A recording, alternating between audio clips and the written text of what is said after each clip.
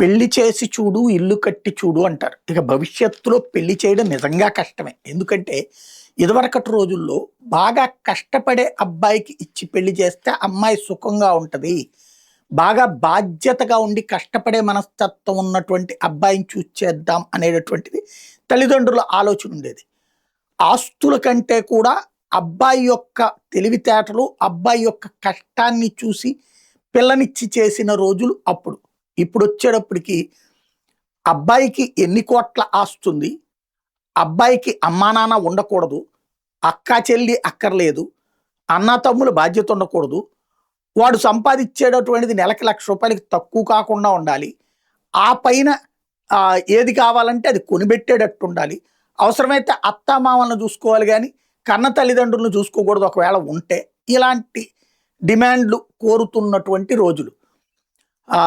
కొన్ని చోట్ల పెళ్లి సంబంధాల్లో మీ ఇంట్లో మైనస్లు ఎంతమంది అని అడిగే స్టేజ్కి దిగజారిపోయారంటే, అంటే మైనస్లు అంటే వృద్ధులు అనమాట. ఆ స్టేజ్కి వచ్చేసిన రోజులు. ఇది వింటున్నప్పుడు ఎక్కడో ఒకళ్ళకి ఈ పైత్యం ఉంటుందంటే, ఇప్పుడు ఒక అమ్మాయి సోషల్ మీడియాలో పెట్టిన పోస్టుతో ఈ అంశం మీద పెద్ద ఎత్తున చర్చ ప్రారంభమైంది. ఒక ఎక్స్ యూజర్ మహీగ్స్ జడ్ అనేటటువంటి అమ్మాయి పెట్టుకొచ్చింది, 12 లక్షల రూపాయలు ఏడాదికి సంపాదించకపోతే అబ్బాయి పెళ్లి గురించి ఆలోచించకుండా ఉండటం బెటర్ అని. ఇక దాని మీద పెద్ద ఎత్తున చర్చ ప్రారంభమైంది. అంటే నెలకి ₹1,00,000 సంపాదించకపోతే పెళ్లి చేసుకోవద్దు అని అమ్మాయి. ఇలాంటి అమ్మాయిలు చాలామంది ఉన్నారు. మనం కొంతమంది మీకు ఎట్లాంటి అబ్బాయి కావాలంటే ఇలాంటివే చెప్తున్నారు చాలామంది అమ్మాయిలు.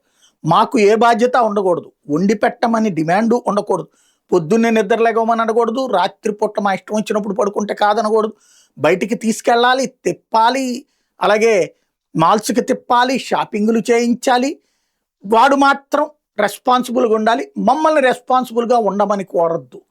ఈ టైపులో తయారవుతున్న దానికి సజీవమైనటువంటి సాక్ష్యం. నెలకి ₹1,00,000 తక్కువ సంపాదన ఉంటే అసలు పెళ్లి ఆశించొద్దు అనే అబ్బాయిలకి అడిగేటటువంటి స్థితిలో ఇప్పుడు చర్చ జరుగుతోందన్నమాట.